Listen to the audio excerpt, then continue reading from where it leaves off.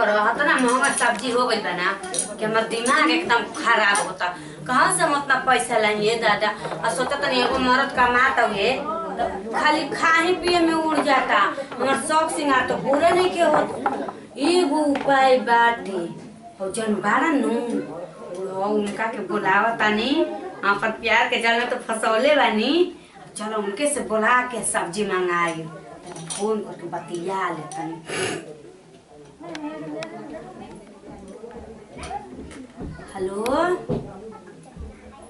हाँ अरे हम ठीक बने समाचार ठीक बाटे गाँव के बतिया रोज मिलते बड़ा तो समाचार पूछा तड़ा कहता नहीं ना कि आवा नहीं जी हमार घरे तनी कुछ काम रहल हा ना ना ना ना केहू नहीं के हमार घरे। हाँ ठीक बाटे ऐता ना तो जी मतलब ना हम फोन पे नानू बता सकीला तू आवेला तू हमें बतिए ना सुनेला आई बताओ नू बताइब ठीक बाटे कितना देरी में आ जीबा आ जाए दा कहाँ इतना दूर बाटे हो जी खेते में करनू वाला गेहूं पटावल छोड़ दा आ तू चुपचाप जी आवा ठीक बाटे। एगो बात कहे के बाटे जरूरी। अच्छा ऐसे कहेला कि बुढ़ो को तू प्यार करला हमरा ले हो हाँ झूठो के फालतू ये बोलेला तू ना हम नहीं खे जाने तो पूछो तू आवा चुपचाप कितना देरी में आ जीवा 5 मिनट लगो चाहे आधा घंटा लगो तू आवा जल्दी। हाँ ठीक बाटे रखत नहीं ना हाँ ठीक बा अब हफ्ते बड़न कह दिली बानी कि आवा तो ठीक बाटे आज हेनू तो सब्जी 5-6 दिन के एक ही हाली मंगवा ले सब्जी। अब हमरा ही पैसा बाटे कि हम अपन पैसा सब्जी में लगाई खाए वाला 4 गो बारे या कमाए वाला एक ही गो बारे हमार मर्द के कमाई कुल कमा खाए ही पिए में चल जाता। चल ठीक है बा एगो ओकरा कैसे ही का कहला कि पैसा खातिर फसौले बानी ना तो अपन पैसा घर के खर्चा बच जाता ना। चलो ठीक है उनका तो बोला ले बानी अब देखो तनिया गाना नहीं आए नहीं खाना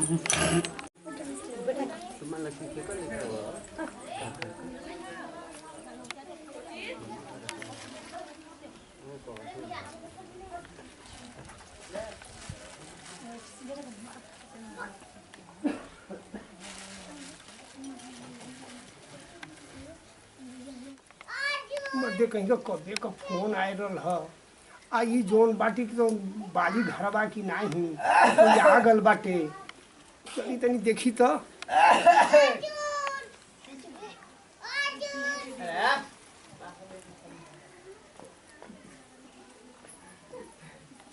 भैया अरे आवे जिसका चोर लेखा चलता रहो। अरे डर न लगता जीवन खासा तारे केकरा के दम में भइल बाटे हमरे दुआरिया पर नतेन के बेटा के खांसी भइल बाटे कहता नीनू कहाँ रहला ह। अरे कबे का हम तो फोन कइले रहू तो आवते रहल डरो लगताटे न। हाँ त डरे के चाही कहता नीनू देख कल तक खिचड़ी बाटे तो के पाते बाटे हाँ। तब देखते वाला घर में पैसा कौड़ी बा ना मरद नती के कमाता तो उ पता ना कहाँ उड़ावता। अच्छा हाँ तो सोचत है ना कि तानी फल के सब्जी उब्जी ले ता कुछ भंटा कोबी कोनो चीज हाँ मिल जाई लिया देते हैं। हाँ तो उहे बतिया खातिर फोन कइले रही हाँ। तो तू कहता रहे कि फोन पर बतिया फोन पर कह दा ता देखा कोबी ले लिहा अच्छा। टमाटर ले लिहा धनिया ले लिहा हाँ। आ नैका आलू ले लिहा नहीं आलू नैका आलू हाँ अच्छा ठीक बाटे। हाँ ढेर नीटल मत ली है ना कि 5 किलो दे दी 5 किलो में 2.5 किलो माटिए निकाल जाई।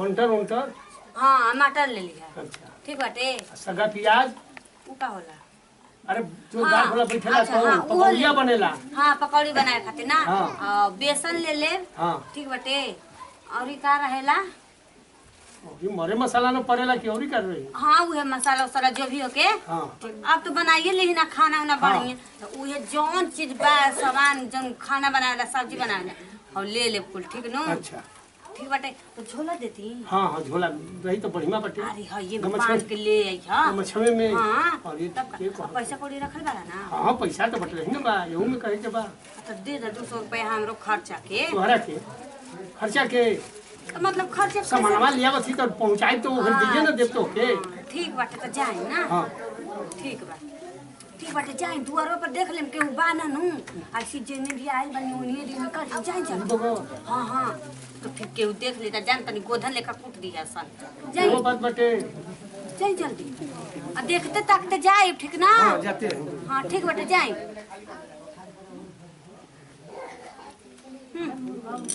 अब कैसे हूँ बहाना करके कल का तो खर्चा निकाल देनी। अब देखा जाए परसों के अलग दिमाग लगावे के पड़ी।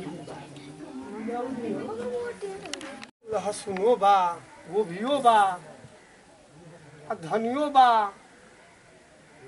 आ नीनुओ बा, पलकियो बा, सब जोगाड़ ध ले। हमरो जोगाड़ ठीके बा। तब तो चली तोड़ ले धीरे धीरे। देखियो भैया कोई आवत नहीं है ना हो। हम खुद ही ड्रामा करते हैं।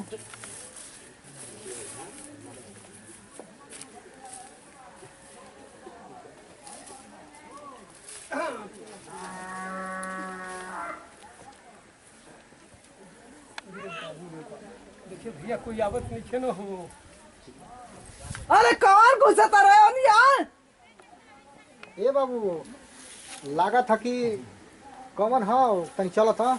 अरे कौन घुसल बारे मां? हो तर का तो हेतर चल हेतर हेतर। अरे सर हे कौन है रे? खुद का तो सियारी है। चल सड़क धर धरा धरा धरा। क्या करता हो? तो का कर सी कुछ नहीं हो। क्या काला घुसे के? अरे मारे हो। क्या काला? तो अरे हां। तो तारा दाना का है? ए लेकिन दूसरा कोई कहो। इतना करके? हां। का हो मैं देखी? अरे कुछो नहीं है। दिखावा। अरे कुछो नहीं हो। दिखावा। अरे कुछो नहीं हो। अरे कुछो नहीं हो। दिखा दे। रुक जा बाहर निकाल। बाहर निकाल। सर ये रोज सब दूर के लेता है। ये समझिए लगा था घर में पहुंचे वाला का। हमार अरे हम नहीं पहुंचे। हम रोप के परेशान। मारा मारा मारा। भैया का चिल्ला छुआ जा का हो हो? अरे काहे मार छुआ जा हो? काहे हो? काहे हो? अरे अरे चोरी करता महाराज कहीं का। तू पटिशन अरे तूफानी बाबू बतिया पर समझा मार काहे के मार तो इनकरा के। इनके हम मारा। रोज है पटा के हां हिंदू चुके से हाथ तक हां ऐसा रोज सब्जी तुर देता। तो हमारा क्या कि मारत हुआ? पूछते इहे बतिया ना पूछत हमारा। तू आई अरे भैया देखा जा। अब तो मर्दे तू पगले में मैं ये कुछ कर रहा हो।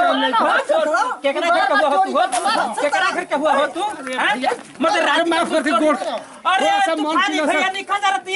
इनवा में कूद ई काहे तोड़ ले भाई? दूसरा घर ले जाके तरकरिया पहुंचावत आई। नहीं भैया देखा सरकार नहीं। छोटा कहीं के तू दूसरा घर पर दूसरा घरे नहीं पहुंचा बा। पूछी तोहरा घरे तरकारी जलाई। अच्छा पहले बताओ केकरा की तरकारी देला?